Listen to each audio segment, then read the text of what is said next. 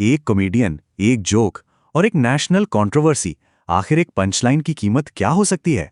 सोचिए, एक शो का एक छोटा सा पल कैसे गुस्से, पुलिस केस और जान से मारने की धमकियों में बदल गया। ये कहानी कॉमेडी और सर्वाइवल के बीच की जंग दिखाती है और ऑनलाइन एंटरटेनमेंट के असली नतीजों को भी। खुद कॉमेडियन समय रैना भी हैरान थे। उनके मुताबिक एक मजाक के लिए इतना सब कुछ। ये सब हुआ उनके शो इंडियाज गॉट टैलेंट पर, जिसे हर महीने लगभग 4 करोड़ डिवाइस पर देखा जाता है। शो पर एक गेस्ट ने जबरदस्त कमबैक दिया। रैना ने उसे एक पॉप कल्चर रेफरेंस से सेलिब्रेट किया और बस यहीं से बवाल शुरू हो गया। इसके बाद जो रिएक्शन आया वो बहुत बहुत बड़ा था। बात सिर्फ ऑनलाइन क्रिटिसिज्म तक नहीं रुकी। मामला इतना बढ़ा कि देश के अलग अलग राज्यों में उन पर 3-3 एफआईआर दर्ज हो गईं।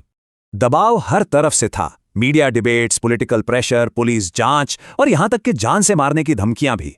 तो रीना का डिफेंस क्या था? उनका कहना है कि ऑनलाइन क्रिएटर्स असली नहीं बल्कि दर्शकों के लिए एक कैरेक्टर प्ले करते हैं।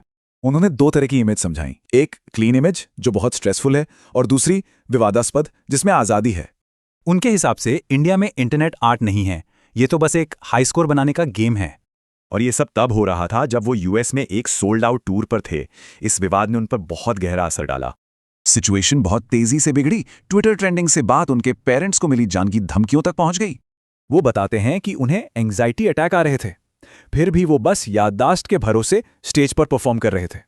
लेकिन उनका सबसे लो पॉइंट था जब उन्होंने अपने दोस्त के पेरेंट्स को पुलिस से बात करते हुए देखा। वो पूरी तरह टूट गए। फिर उनके पिता का एक कॉल आया जिन्होंने कश्मीर में अपना घर खोया था। इस कॉल ने उनका नजरिया ही बदल दिया।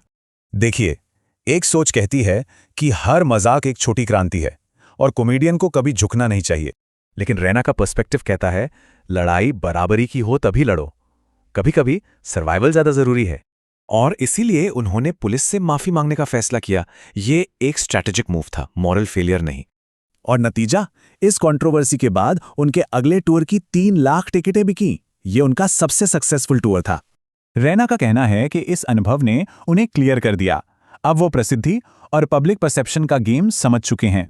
तो आखिर में सवाल यही है, ऑनलाइन आउटरीच के इस दौर में क्या कॉमेडी के लिए सिर्फ बच जाना ही एक नई जीत है?